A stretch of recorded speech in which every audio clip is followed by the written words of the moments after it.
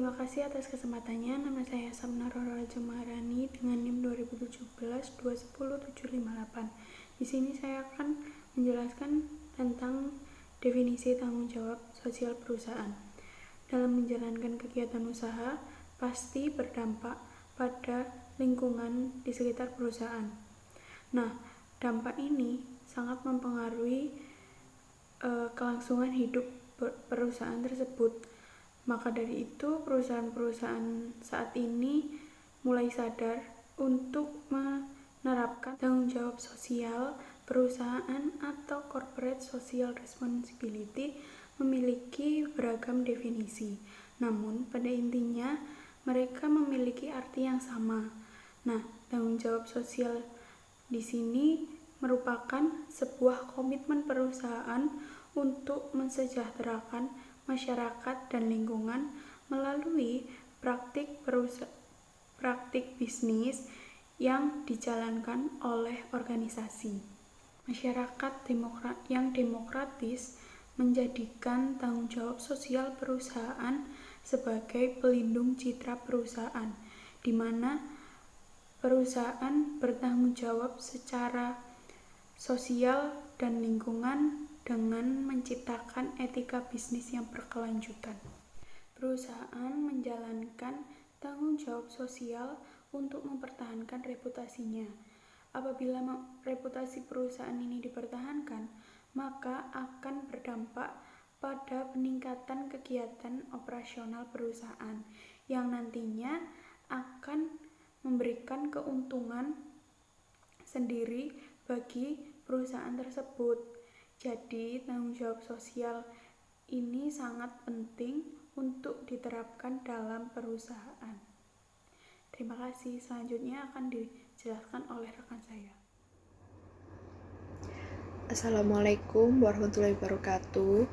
Saya Dinda Spanyolia Agassi dengan NIM 2017-210761.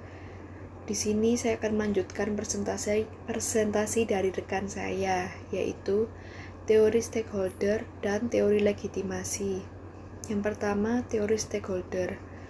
Teori stakeholder ini mempunyai arti sebagai kumpulan kebijakan dan praktik, yaitu yang berhubungan dengan stakeholder itu sendiri, nilai-nilai pemenuhan ketentuan hukum, penghargaan masyarakat, dan lingkungan, serta komitmen dalam dunia usaha untuk kontribusi dalam pembangunan berkelanjutan. Dan yang kedua, saya akan menjelaskan teori legitimasi. Sebenarnya konsep lain dari tanggung jawab perusahaan itu ada dua. Yang pertama, teori legitimasi dan konsep triple bottom lines. Jadi yang saya jelaskan ini teori legitimasi. Teori legitimasi ini memiliki konsep bahwa perusahaan itu harus mempunyai legitimasi atau kekuatan dalam menjalankan kegiatannya di dalam komunitasnya. Terima kasih. Terima kasih atas kesempatannya. Nama saya Muhammad Sindiandika, NIM 2017-210-774. Di sini saya menjelaskan mengenai tanggung jawab yang dilakukan oleh perusahaan. Nah, tanggung jawab yang dilakukan oleh perusahaan sendiri mempunyai konsep yang bernama yaitu triple bottom lines. Nah, di konsep triple bottom lines ini terdiri atas tiga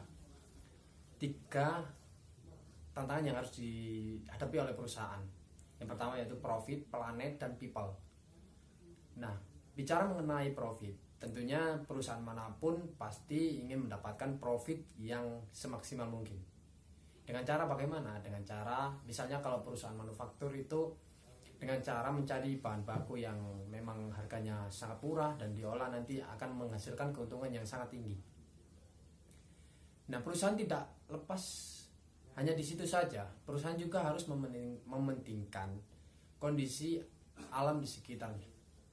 Karena mengapa? Kalau perusahaan tidak mementingkan kondisi alam ataupun planet yang dipijak, maka yang terjadi adalah perusahaan tersebut akan mengalami sebuah kerugian. Seperti contohnya ada di kota X misalnya, ada perusahaan tersebut memproduksi sebuah karet. Nah, yang mana limbah dari karet tersebut itu memiliki bau yang sangat menyengat. Nah, tentunya limbah tersebut bisa merusak alam di sekitarnya. Dan yang terjadi akan memicu kemarahan dari masyarakat. Dan yang terjadi malah sebaliknya, perusahaan tersebut tidak menjadi untung, akan tetapi menjadi rugi, dan bisa dikatakan perusahaan tersebut akan bangkrut dan akan timbul demo besar-besaran dari masyarakat karena merasa terganggu. Nah, tidak hanya bicara mengenai lingkungan, perusahaan juga harus memperhatikan sosial. Jadi harus bisa memperhatikan people yang ada di sekitar perusahaan tersebut. Entah itu dengan cara itu tadi mengelola limbah dengan baik sehingga tidak memicu kemarahan masyarakat, ataupun bisa juga perusahaan memakai strategi yang mana bisa menjadikan masyarakat di sekitar itu karyawan dari perusahaan tersebut. Itu bisa saja menguntungkan perusahaan. Karena mengapa? Karena perusahaan tersebut bisa berjalan dengan baik dan masyarakat di sekitar tidak merasa terganggu karena mereka berpenghasilan. Nah, perusahaan juga dapat melakukan seperti bantuan sosial terhadap masyarakat ataupun anak-anak yatim yang ada di lingkungannya, sehingga masyarakat menjadi tenang dan perusahaan tersebut bisa diterima dengan baik. Sehingga apa yang menjadi visi dan tujuan dari suatu perusahaan tersebut bisa tercapai dengan baik jika perusahaan tersebut menerapkan triple bottom line ini. Nah, ada 4 tanggung jawab yang akan dilakukan oleh perusahaan, ada 4. Saya akan menjelaskan mengenai dua saja dan nanti selanjutnya akan dilanjutkan oleh rekan saya. Yang pertama yaitu economic responsibility. Seperti yang saya jelaskan tadi, perusahaan tidak boleh egois mengenai konsepnya sendiri, yaitu memperoleh ekonomi dan ataupun profit yang sebesar-besarnya. Tapi perusahaan juga harus memiliki tanggung jawab, di mana perusahaan juga harus memperhatikan kondisi di lingkungan sekitar serta bertanggung jawab di pemerintah, seperti halnya dengan membayar pajak. Dan yang kedua yaitu adalah legal responsibility,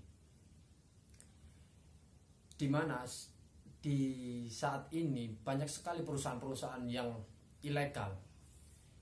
Ilegal dapat dikatakan perusahaan tersebut tidak berbadan hukum seperti PT, CV ataupun lain sebagainya. Itu sangat membahayakan sekali untuk kelanjutan dari suatu perusahaan tersebut. Maka perusahaan tersebut harus memenuhi standar yang diterapkan oleh pemerintah, yaitu perusahaan tersebut harus legal dan bukan ilegal, sehingga perusahaan tersebut akan berjalan dengan baik. Serta jika perusahaan tersebut sudah memenuhi kriteria legal tersebut, perusahaan harus melakukan tanggung jawabannya, seperti melakukan sesuai dengan kategori yang diinginkan pemerintah, seperti merekrut karyawan di sekitar perusahaan dan membayar pajak, serta jika memiliki suatu perusahaan harus memiliki standar seperti yang diterapkan oleh pemerintah, seperti memberikan cuti terhadap wanita hamil dan lain sebagainya, ataupun jika ada hari raya memberikan THR. Nah, seperti itu. Jika ini dilakukan perusahaan, niscaya perusahaan tersebut akan mudah untuk mencapai tujuannya. Terima kasih. Itu saja dari saya. Selanjutnya akan dilanjutkan oleh rekan saya. Terima kasih atas kesempatannya. Perkenalkan, saya Aldino Ramadan dengan NIM 2017-20794. Di sini saya akan melanjutkan presentasi dari rekan saya, di mana saya akan membahas tentang 4 kelompok tanggung jawab sosial pada perusahaan. Nah, di sini ada 4 poin, di mana yang pertama ada economic responsibility, kemudian yang kedua ada legal responsibility, yang ketiga ada ethical responsibility, dan yang keempat ada discretionary responsibility. Nah, yang pertama adalah economic responsibility, di mana membahas secara ekonomi. Tanggung jawab perusahaan adalah menghasilkan barang atau jasa bagi masyarakat dengan harga wajar dan memberikan keuntungan bagi perusahaan. Kemudian ada namanya legal responsibility. Nah, legal responsibility ini dimanapun perusahaan beroperasi tentu saja tidak lepas dari peraturan undang-undang yang berlaku di tempat tersebut, terutama peraturan yang mengukur kegiatan bisnisnya. Nah, yang ketiga ada ethical responsibility. Nah, ethical responsibility ini perusahaan yang didirikan tidak hanya patuh terhadap hukum dan peraturan yang telah dibuat, tapi juga harus memiliki etika. Nah, dan yang terakhir adalah discretionary responsibility, di mana membahas tentang tanggung jawab ini sifatnya sukarela, seperti berhubungan dengan masyarakat atau public relation. Mungkin dari saya itu saja. Terima kasih. Wassalamualaikum warahmatullahi wabarakatuh. Terima kasih atas kesempatannya. Nama saya Rini Sulistiawati dengan NIM 2017-210801. Di sini saya akan melanjutkan presentasi dari rekan saya mengenai isu-isu utama tanggung jawab sosial perusahaan. Isu selanjutnya yaitu kondisi lingkungan, di mana terdapat emisi air dan udara serta perubahan iklim. Isu selanjutnya yaitu hak asasi manusia. Terdapat kerjasama dengan pasukan paramiliter serta keterlibatan dalam pembunuhan. Isu yang terakhir yaitu pengurangan kemiskinan. Terdapat penciptaan pekerjaan, pendapatan publik serta keterampilan dan teknologi. Selanjutnya yaitu manfaat dari tanggung jawab sosial perusahaan. Manfaat yang akan diperoleh ketika menerapkannya tidak hanya dirasakan oleh perusahaan saja, akan tetapi juga pihak-pihak lain. Manfaat ini meliputi yang pertama yaitu manfaat bagi perusahaan. Manfaat yang dirasakan perusahaan ketika menerapkan tanggung jawab sosial adalah citra perusahaan akan terkenal baik. Perusahaan akan dikenal sebagai perusahaan yang peduli terhadap lingkungan serta masyarakat, sehingga kegiatan perusahaan dalam jangka panjang akan dianggap sebagai kontribusi yang positif bagi masyarakat. Selain membantu perekonomian masyarakat, perusahaan juga akan dianggap bersama masyarakat dalam membantu mewujudkan keadaan yang lebih baik di masa yang akan datang. Akibatnya, perusahaan akan memperoleh tanggapan yang positif ketika menawarkan produknya kepada masyarakat, sehingga hal ini dapat berdampak baik pada peningkatan produksi perusahaan. Terima kasih, selanjutnya akan dilanjutkan oleh rekan saya. Terima kasih atas kesempatannya. Perkenalkan, nama saya Fida Maurin dengan NIM 2017-210-833. Di sini saya akan melanjutkan presentasi dari rekan saya, yaitu mengenai manfaat dari tanggung jawab sosial perusahaan. Jadi, penerapan tanggung jawab sosial perusahaan ini, manfaatnya tidak hanya dirasakan oleh perusahaan saja, akan tetapi juga dirasakan oleh masyarakat dan juga pemerintah. Yang pertama, saya akan membahas mengenai manfaat bagi masyarakat. Jadi ketika suatu perusahaan itu menerapkan tanggung jawab sosial, itu ternyata mereka juga menciptakan hubungan kerjasama yang saling menguntungkan antara masyarakat dengan perusahaan. Jadi hubungan bisnis ini tidak hanya hubungan antara pihak yang mengeksploitasi dan pihak yang tereksploitasi, akan tetapi juga terdapat hubungan kemitraan agar menjadikan lingkungan masyarakat itu lebih baik dari sebelumnya. Nah, manfaat-manfaat ini adalah sebagai berikut. Yang pertama yaitu adanya peningkatan terhadap kesejahteraan di masyarakat sekitar perusahaan. Contoh misalnya, ketika suatu perusahaan itu ingin mendirikan pabrik di rumput industri, mereka kan pastinya membutuhkan para pekerja yang akan bekerja di pabrik tersebut. Nah, perusahaan itu bisa merekrut atau mengambil orang-orang yang ada di sekitar daerah rumput industri agar bekerja di pabrik mereka. Nah, apabila mereka sudah merekrut, maka mereka harus memberikan pendapatan atau memberikan biaya atau upah kepada para pekerjanya, sehingga pendapatan masyarakat di daerah rumput industri itu akan meningkat, sehingga kesejahteraan juga akan meningkat di daerah rumput industri. Nah, yang kedua yaitu tingkat pendidikan. Nah, beberapa hari yang lalu perusahaan perbankan yaitu Bank BRI itu mempublikasikan atau memberikan informasi mengenai beasiswa yang akan mereka berikan. Nah, beasiswa ini dikenal dengan Brilliant Scholarship Program, di mana mereka akan memberikan beasiswa bagi mahasiswa yang mempunyai ide atau konsep mengenai finansial teknologi. Nah, tujuan dari Bank BRI ini sendiri yaitu untuk membantu mahasiswa untuk menyelesaikan program pendidikan yang telah mereka jalani selama ini. Nah, selain itu, Bank BRI ini juga bertujuan untuk meningkatkan tingkat pendidikan yang ada di Indonesia. Nah, seperti yang sudah saya jelaskan sebelumnya bahwa penerapan tanggung jawab sosial ini itu juga menciptakan hubungan kerjasama yang saling menguntungkan antara perusahaan dengan masyarakat. Maka dari itu, ketika tingkat pendidikan di suatu negara itu lebih baik, maka perusahaan itu tidak perlu mengambil tenaga kerja asing. Mereka cukup dengan mempekerjakan tenaga kerja yang ada di dalam negeri. Nah, apalagi biaya tenaga kerja yang ada di Indonesia ini terbilang cukup murah, sehingga hal ini akan menguntungkan bagi perusahaan untuk menghemat biaya yang akan mereka keluarkan ke depannya. Yang ketiga yaitu adanya peningkatan pembangunan fasilitas umum dan juga pemeliharaannya. Nah, contohnya itu seperti perusahaan peleburan aluminium, yaitu PT Inalum, di mana dalam penerapan tanggung jawab sosialnya mereka itu membangun fasilitas umum dan fasilitas penting seperti akses jalan untuk memudahkan proses distribusi untuk industri besar sampai industri rumah tangga. Nah, tujuannya yaitu agar ada peningkatan terhadap jumlah industri besar sampai peningkatan jumlah industri rumah tangga. Nah, yang selanjutnya yaitu manfaat bagi pemerintah.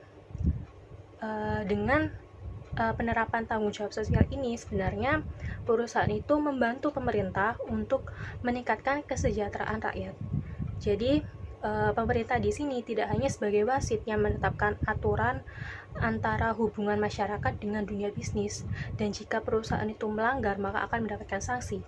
Akan tetapi di sini pemerintah juga bertindak sebagai pihak yang mendapatkan legitimasi untuk mengatur tatanan masyarakat ke arah yang lebih baik, serta mereka juga mendapatkan partner untuk mewujudkan tatanan masyarakat tersebut. Selain itu, dengan adanya penerapan tanggung jawab sosial ini, perusahaan dan pemerintah itu terdapat hubungan untuk saling mengatasi masalah sosial seperti kemiskinan, lalu rendahnya tingkat pendidikan, akses kesehatan, lalu pengangguran, dan lain sebagainya. Sekian yang dapat saya presentasikan. Untuk presentasi selanjutnya akan dilanjutkan oleh rekan saya. Terima kasih atas kesempatannya. Perkenalkan, nama saya Ahmad Rizky Habibullah dengan NIM 2017-210840. Di sini saya akan melanjutkan presentasi dari rekan saya yang sebelumnya, di mana saya akan menjelaskan mengenai contoh kasus tanggung jawab sosial di perusahaan. Contoh pertama adalah tanggung jawab sosial seperti yang dilakukan oleh salah satu perusahaan rokok di Indonesia, yaitu PT Djarum yang mendirikan sebuah foundation yang diberi nama PT Djarum Foundation. Sejak awal didirikan, Djarum Foundation terus berupaya untuk turut berperan serta dalam memajukan bangsa dengan cara terus meningkatkan kualitas sumber daya manusia dan mempertahankan kualitas sumber daya alam yang ada di Indonesia. Djarum Foundation memberikan bantuan pendidikan melalui beasiswa kepada para pelajar yang membutuhkan. Beasiswa ini dikenal Djarum Beasiswa Plus. Selain dalam bentuk pendidikan, Djarum Foundation juga sering membantu atlet muda melalui penghargaan dan sebagainya. Djarum Foundation saat ini mulai untuk melakukan tanggung jawab sosial yang berhubungan dengan lingkungan. Salah satu contoh yaitu kegiatan yang melakukan talkshow edukasi lingkungan untuk mengajak generasi muda terhadap sampah. Kegiatan ini sudah dilakukan sejak tanggal 5 Desember 2018. Sekian presentasi dari saya, selanjutnya akan dilanjutkan oleh rekan saya. Terima kasih atas kesempatannya. Perkenalkan, nama saya Putra Habibur Rahman dengan NIM 2019-240668. Di sini saya akan menjelaskan tentang contoh kasus tanggung jawab sosial perusahaan. Contoh kasus kedua yaitu sebagai satu-satunya pabrik peleburan aluminium di Indonesia yang telah dioperasikan selama 3 dekade ini. Tepat sekali jika secara sosial PT Inalum mempertimbangkan untuk berperan serta untuk meningkatkan kesejahteraan ekonomi dan sosial masyarakat sekitar perusahaan, sebab perusahaan menyadari bahwa kelancaran pembangunan dan keberhasilan operasi tidak dapat dipisahkan dari semua pemangku amanah. Keberhasilan perusahaan, kemandirian masyarakat sekitar diharapkan dapat tercipta dan tumbuh bersama-sama.